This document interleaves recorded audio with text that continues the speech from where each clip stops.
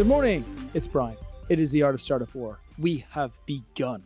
This startup war is about the ability to win through all of the startups to find the one that's going to be the unicorn. And the folks listening to this podcast are generally investors because you folks are looking to find the one every single day of your lives, as are we. Now, when you come on this podcast, you are not listening to a promoter talking about companies that we think might be the next hot company. You are listening to an institutional investor who sees thousands upon thousands upon thousands of companies every year, and we choose to invest in very, very few. Only those companies are being discussed here on these podcasts. And I have a fantastic company for you today called Pade. And we've invested in this company. We love the company. We love the founding team. We love what they're creating and what they're doing. And we're going to go through the entire hero's journey. Now, that means that we start at the very beginning when the original genesis of the idea came to fruition, all the way through to the challenges of that company, all of the barriers that were trying to stop it, all of the challenges that tried to force it to not go through, to where it is today, where it's on the cusp of absolute greatness. So we begin. Take us back to the start. How are you doing today? You good? I'm doing very well. Thank you very much, Brian. Fantastic. You're looking very chill. Yeah, I am. I love it. So take us back to the beginning. What was in your mind? Yeah, so it's a great name, by the way. I know I never said this to you before, but like, it's such a super name because it's what it's all about, right? Pade, yeah. Pade. Yes. When we're looking for a domain name, we tried so many words that because we didn't want to do Payday. There was already Payday. So we couldn't get paid.com because it cost about $11,000 and we had no money. So we went with Pade. Right. And how we started the company was, first of all, I know my co-founder from about 13 years ago now. Back then, we used to work together on government commission projects for Nigeria, for Nigerian government, right? State and federal governments. So we used to build like land information applications and stuff. But I was pretty young at the time. He was slightly ahead of me in his career. And, I couldn't just quite catch on to becoming a full-time programmer. So most of my work was, digitizing stuff and, data entry activity.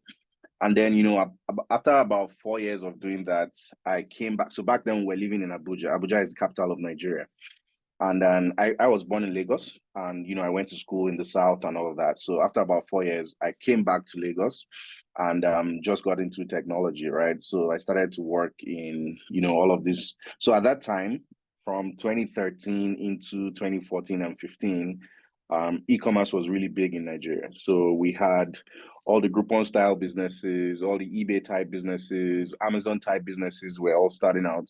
And I, somehow got into that world and started working in different ones of them. And, I rose pretty quickly whenever I joined such an organization for whatever reason, maybe for my background. But one thing was constant because I moved around a lot. Within about 4 years or 5 years, I'd worked at 6 different companies. And what just stood out to me at the time was there wasn't any real employee engagement activity going on. All employees were really just like resources.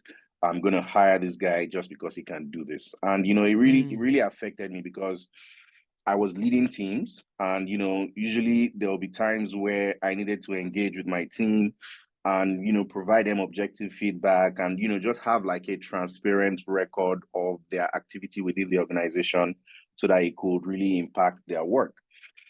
So across all of these companies that I was moving around, it was just, manual ways of doing stuff. I give you an employment letter and then the HR team goes and stores that information in some cabinet or some, server room or mail room down the hall. And, I thought, there really must be a better way of doing these things because, when I wanted to submit a request, when I wanted to make a request, I didn't have any information. I just, based on being a people person, would maybe just engage with my manager or my HR head, and then they'll give me the information I want. And I said, okay, this needs to be fixed, right? And then I started to study the space and, found out that it was really a huge market. And, there were no big players on the continent of Africa at that time. So my research led me to finding a couple of businesses that were doing something like that back then. I had a few engagements with them and tried to understand what it took to build a system that like that. And by the time I had enough information, I remembered, oh, okay, Lekon, who I used to work with at this time, was now 6-7 years ago at that time. And I flew to Abuja and we had a chat. And I told him that, technology is the big thing in Nigeria now. And, the industry has so many spots that we can use to provide value or create value for the ecosystem and make sure that we become a vibrant ecosystem in Africa. And he said, okay, so what are you thinking? And I said, I want to do something to make employees' lives easier. Or first of all, employers' lives easier, and then more focus goes towards the employee. And then he said, so at the time I was, I didn't know if we had any resources. I was just, mid-level manager at technology companies. Lekon was, tired of doing government projects. We didn't have any savings, any, personal wealth that we could have put into building stuff like that. But he said to me, and he really inspired me and said, Abshay, if you think we can do the work, I promise you that in about 6 to 8 months, we'll be able to have something good enough for the market to use. And I'd been thinking about it, but I didn't have the balls to make a move, right? And when I had that chat with him, he said, I'm pretty sure we can build it. If you can sell it, I'm going to build it. And I said, okay, I'm going to sell it. So I flew back to Lagos and I quit my job. Yeah, it was crazy because I just had my first daughter at the time. And I knew that if I stayed at my job, this boring cycle of, just working for a billionaire, I wouldn't be able to extract myself from that situation and create something really valuable. So I had to do it at that time. It's so hard. So I quit my job. Well done. Yeah. Thank you. And then we started to build, right? So at the time Lekon was building, I was, networking like crazy. I was going to all of the technology events. I was talking to all the bigger players in the industry, people that I knew. I'm telling them about, I'm building something for, people operations management with a big emphasis on the employee side. And then, I just kept on talking to people. So because I had worked in these many places, my first port of call, the first thing I thought to do was, hey, go and talk to all of these businesses and see if any one of them would be interested in what you're building. And that's how it happened. Somebody called me and said, hey, Shea, my friend Bimbo told me that you were building something for human resource management. Can we take a look at it? This was one of my colleagues who was now working at a really huge company called TSL. And I was a bit bothered because at that time, like I said, we were building just a 2-man team, building something simple for small businesses to manage their HR. Our plan was that, with enough information from maybe 10 to 15, 20 small businesses, we could, build a bigger, more mature and stable application for bigger businesses. But the first business that talked to us was a 2,000-man company in Lagos. And it was really daunting, right? So this was December of 2020. They looked at our business. They looked at what we were building. They loved it. And they paid us 2 million naira, right? It was a 4 million naira contract, about $10,000 at the time, and said, hey, we believe in what you guys are building. We understand where you guys are. So here's some money, finish it up and, deploy it. And it was crazy. It was a crazy 6 months because, like I said, we initially planned to build for only small businesses, and then this huge business walks in our doors and paid us money. So the first 6 months of 2021, we were just iterating and rebuilding stuff and, talking to them and doing meetings on meetings and sleepless nights until June, when we relaunched our V1, and it was stable enough. And Fast what were forward, they looking right? to? What were they looking for? So the first client is the worst. Yes. Because it's like you're babysitting for the whole evening for a I'm trying to say it nicely, for a really not Mm-hmm. nice kid, right? You get the kid, and the Yes. first 15 minutes, it's going to be a nightmare because they're going to ask you for everything, and it's not just their fault. Like, it's also that you're building the boat while you're sailing in the ocean, right? So the things they're Absolutely. asking for, it's not that they're unreasonable, it's just that they're unreasonable in that moment. So you have to deal with it. So Yes. what was it you learned? What was it they needed at the beginning? What was it that you provided at the end, and what was it that you learned through the process of that first Yes. customer? Absolutely. So, when we were building, before we even spoke to them, we looked at businesses like Gusto in the US. Um, Gusto was our key focus. We looked at many other guys, but it was Gusto that we really built our business after. And I'm sure you know Gusto. Mm-hmm. And Gusto is really focused on small businesses, right? I want to be able to create, a set of employees and assign them tasks and stuff, and record their information and pay them whenever I want to pay them. Mm-hmm. So our processes were set up like that. But when we were talking to these guys, they're like, "Hey, many of your processes are designed for, you know, small companies, right? I want to do something is 11 guys, 12 guys. I can take those actions one after the other and I'm done. But I want to do this for 200 people. I'm Yeah. not going to sit down at my computer entering data for 200 people. Show me a way that I can do 200 pieces of information, or data uploads or data points at once, right? Another thing they were looking for was, for a large or for a small company, payroll is quite simple, right? Bank account information, how much it's going to earn, what day is it going to earn it. You put in all of that information, and then we created automated systems to be able to take those actions without any human interaction. But for a large 2,000 man company, it's very different, right? Mm. There's 135 people who have some type of disciplinary issue, and it impacts their pay.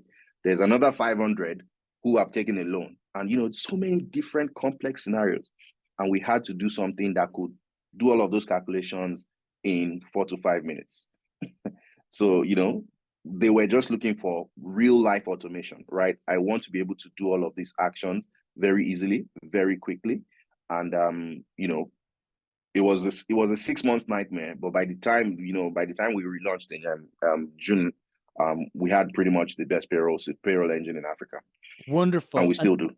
Fantastic. Oh, I like that. That's why we invested. And then, so you did that. You nailed the first company. You got through it. You survived. You got home on a Friday Yeah. evening. You're like, oh, I can't believe we made it. And then, so what happened Yeah. then? Did that help you build out the avatar, or did it help you realize the avatar was different? Did it help you build a product, or did it make you realize that the product needed to be different? Like, where was it's the next day after we just did this. This is what we're going to look like tomorrow look like? Yeah, absolutely. So that first version, in fact, from that June to the next 12 months, that's June of last year, we did $100,000 in revenue, right? 2-man company. Mm. It was insane, right? Reason is that from then on, every other person that we spoke to, we're just like, wow, you guys have done a lot of work here, right? We're talking to 500-man companies, 700-man companies. For a company who had done no marketing at all, it was always like finding a diamond in the rubbish. Whenever they found us, like, hey, where have you guys been? Why are you not popular? Right? You guys are doing much better than anybody in the market in terms of your software functionality or product usage, and we're so happy to find you. So yeah, I it was a nightmare that first 6 months, but I don't think I would have traded for any other experience, because it gave us the confidence that we're using to operate today, to be able to go into a market where your competitor has been funded to the tune of $10 million, and people are dumping that guy to join us. Yeah, baby. That's what I like to hear. And then, so how did you build out the team? Because you did the first client, you did it on your own, you built it just between the two of you. And so suddenly then you're like, hey, we got some money in. Now we got some customers. You're building the 10K up to the 100K up. Other companies are coming in, and then. What did you do inwardly to build out the platform and build out? And when I say platform, I mean you internally as a team, so that you had the infrastructure to be able to scale to that next level. Yeah. The first thing I did was I figured out that if I have a funnel and this funnel is bringing in customers that makes my company grow, I must not lose those customers.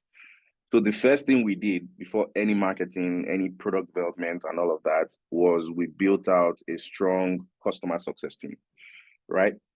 Because, you want your customers to have a delightful time.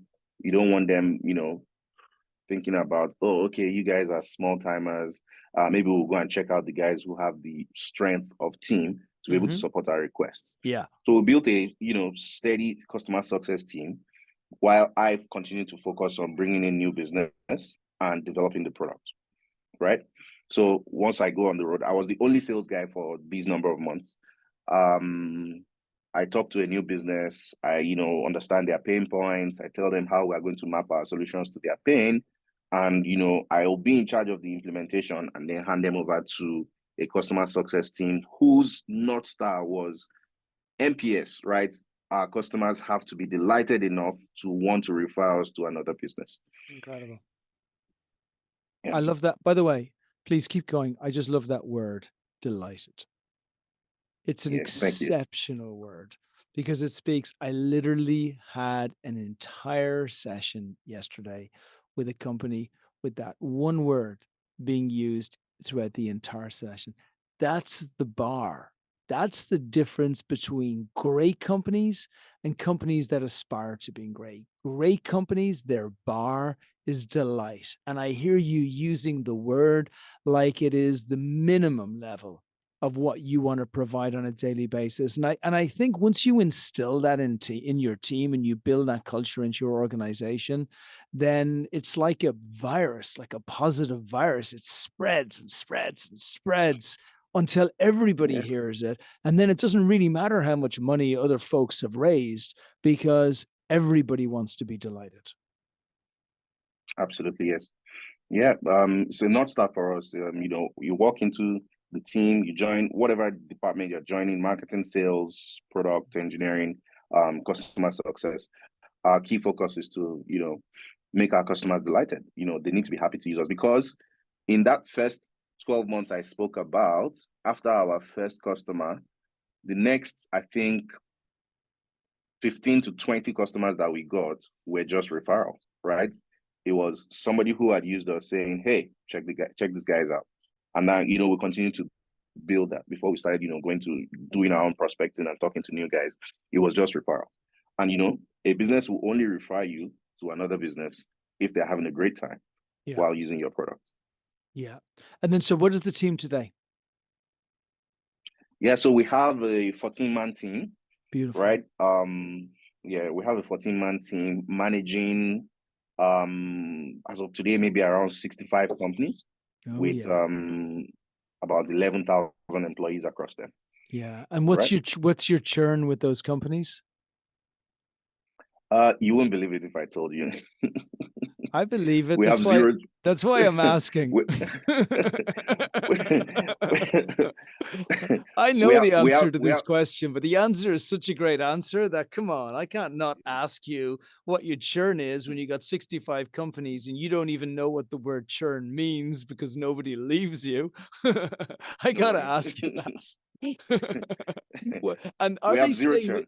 And is it just the delight that's keeping customers with you? Because this is, by the way, when investors, again, are looking to invest in companies, they're looking for a couple of things. They're looking for like a product and a solution that's desperately needed in the market today. And yours is one such product. But they're also looking for a product solution that's not temporary, that people are going to need for a huge amount of time. And I heard someone talking yesterday about dog food. And they said, the LTV of dog food is a Toyota car. I was like, wow. That's interesting because how long dogs will stay because they're around for a long time, right? And the LTV that you have there is phenomenal because once you bring customers in, it's actually very difficult for them to leave. They have to actively dislike you. They're not going to leave for a 10% discount or a 5% discount to go elsewhere. They're going to stay with you for life as long as you continue to provide them with what you promised them in the first place. Absolutely. Yeah. So, yeah, absolutely. You're spot on. And I even want to, kind of spotlight some other peculiarities with our business in those cases, because beyond just delighting the employer, we're also now giving a lot of value to the employees. HR is boring stuff. I won't lie, as in, everybody knows it. HR is boring stuff. But we're creating systems that is making HR interesting, right? And enjoyable for employees. Oh my God, I want to be able to do this. When I get my pay, when I get my salary, I want to be able to buy some stock in the US stock market. I want to be able to cash out some of my money in stablecoin or cryptocurrency and stuff like that. So there's a lot of engagement. I want to, in my objectives that have been assigned to me, I want to be able to engage with people and see how their own managers are helping them achieve their goals. So and you're doing it in a fun, interactive, new world interface that allows the employees to want to log onto your platform. Back in the day, whatever boring systems that we were using, like, pardon me, I don't know if I'm allowed to mention some of You them. can mention it as long as we're not invested. Yeah, which we're not. right. Yeah. Other systems like Microsoft Dynamics and Oracle and SAP, the employees never ever went there. It was just really terrible stuff. But now they're happy to download a mobile app and say, hey, I want to check out what my company has published, I've posted in an update. There's an inclusive experience for the employees of these organizations. And, before you even get to that level, the employer is extremely happy for you to be able to have that interaction with their employees. So, we are doing what the old world did, but we're doing it in such a new, fun, and exciting way that everybody is happy to move to us. I'll give you a funny story. Last year, we had a very tiny team. We didn't even have a proper legal team in place. We just had some legal support from an external party. And, a company wanted to join us. This company, they do, payments, cross-border payments across Africa, massive company. And they looked at our product, they loved it, they loved the team, they loved the support. But then they found a little snag in our privacy policy and our terms of use. And they said for that reason, they were not going to join us. And, it broke my heart like to a million pieces. I went to bed crying that night. And, just last week, they wrote me an email and said, hey, Share, have you fixed your privacy policy issue? So, I thought I had lost them. This was 6 months ago. I thought I'd lost them to some competitor. And then they wrote me just Monday and said, hey, Share, have you guys checked that? Have you guys replaced or reworked your privacy policy and terms of use? We're happy to give you guys a go again. And I said, yes, of course, absolutely. And we're signing them on. So, what that tells me is that in that 6 months, they probably went to another provider and, checked out whoever is in the market, because I don't imagine that they just sat there waiting for 6 months. And they couldn't find somebody who will give them the level of service or interaction or interface or support or something that we are doing that the other guys are not. So, you know why I made the decision to invest in you in the first place?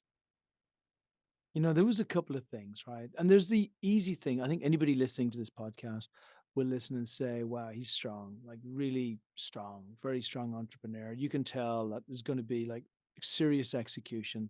There'll be other folks who'll be listening and saying, gosh, the product fit is extremely good. And those LTV, those numbers are crazy. So very strong.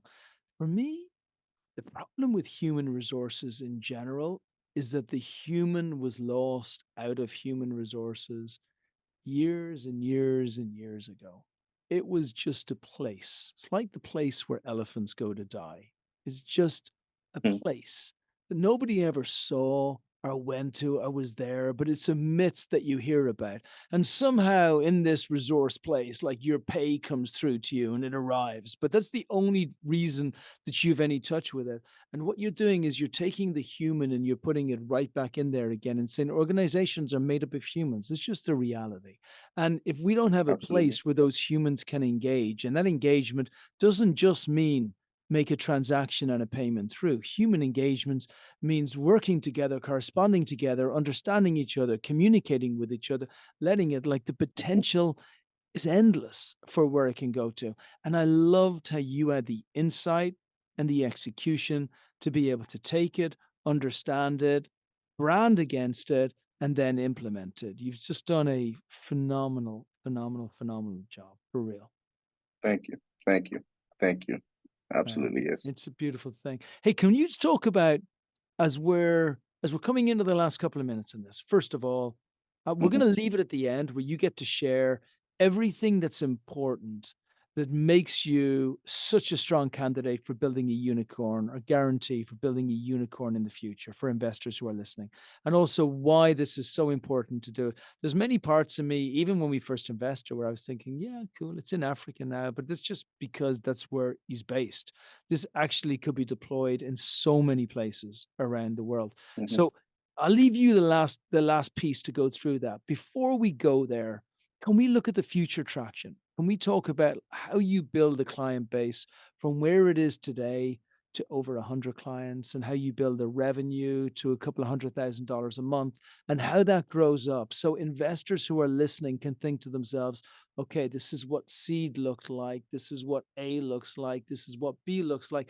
This is the timeline that we're looking for to be able to take this to a great place. Yeah, thanks. So we have a couple of pathways that we're taking to become a billion-dollar company, right? First of all is the one that we've started with now, which is, you know, just growing and evangelizing and getting the product in front of as many companies as possible. In our opinion, so you know, the way it works, our pricing model is per employee per month, right? It's subscription per employee of these organizations per month. And where we are going to get to about $10 million in revenue is to get about 85,000 lives or employees on the platform, you know, being managed, right? And then you're paying for these guys, right? We are at 10K thereabout. And you know, we plan to get to 80K in the next, hopefully, 36 months. Yeah, so that's one, right? And the way to do that is not just Nigeria. Last week we were in Nairobi talking to people, engaging with you know, with the locals, and telling you, okay, yeah, there are some platforms there as well, but like you said, they are not doing it the way we are doing it. And you know, these organizations are excited to talk to us and say, okay, you know, how about we check you guys out? Okay, you guys don't support collections in Nairobi or in Kenya yet, but we want to be able to use you guys to do other things that, you know, support the employee engagement side. So it's just a matter of time before we get there and put in all the infrastructure that we need to do, and then, you know, start to onboard businesses in those locations. The second pathway to do this is that because of this experience that we had, right, you know, is a rare experience, right? Because even, you know, we're in the industry and we understand what is going on. You know, I said in the first 6 months of our operation, we just stopped talking to people and listened to only one huge customer who we learned how to build the best payroll engine in Africa. So we found that, you know, there are tons of people building some type of value systems that rest on employee payments or employee salaries and employee payroll. So we've packaged paid payroll into an API service that can be embedded into any financial system in Africa or even the world, right? And what that does is that it leapfrogs all of our customer acquisition challenges, right? Where we say it will take me 36 months to get to 80,000 lives. In one single transaction, we can do 30,000 lives, or, you know, 12,000 people. If I embed with solutions like Keeper, you know, NEPA, people doing a lot of employee benefits programs across the country, because end wage access is massive in Africa now. People want to be able to earn their wages before it gets to the end of the month or whatever the pay period their organization is using. If we provide these infrastructure services to, just like payments, so now there's payments infrastructure. Now we're going to give you payroll infrastructure that you can embed in your products. And this is going to help us leapfrog all of the customer acquisition slowdowns and bureaucracy and stuff that it takes before you're able to close one client. So that's another approach for us, right? And we, you know, the products are ready and we're rolling them out in about 6 weeks, 5 weeks. Amazing. Right. Yeah. That's it. And what's the timeline look like? So what about the raises, and how will that tie into, as you see, the revenue jumping over the next 2 to 3 years? Yeah. So our growth is, you know, exponential in its own right. We plan to do a seed because we've done a pre-seed. We've done a pre-seed last year, December, and we plan to do a seed in a year. What's it called? 12 months from then, right? We plan to do around a 3.5, 4 million seed. Revenues are going to be, so we are going from $6,000, $7,000 MRR to about 35,000 minimum in 12 months, right? And we're already getting there. We've been only 2 months into 2023, and we can already see the pointers that we're probably going to exceed that figure.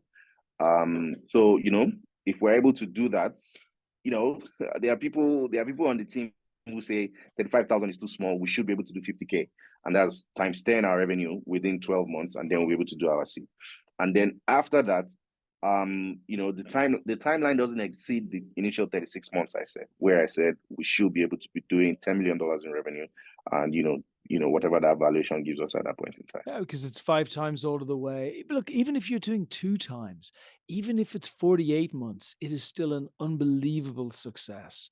And what's so beautiful about this, take us back right to the beginning, the LTV, the churn, nobody's leaving. They're staying. They love this product. The product is only going to get better. There's only going to be more features and services that are going to be added to it. Every single one of them is going to be about making sure the customer is as sticky as hell, that they cannot leave the platform.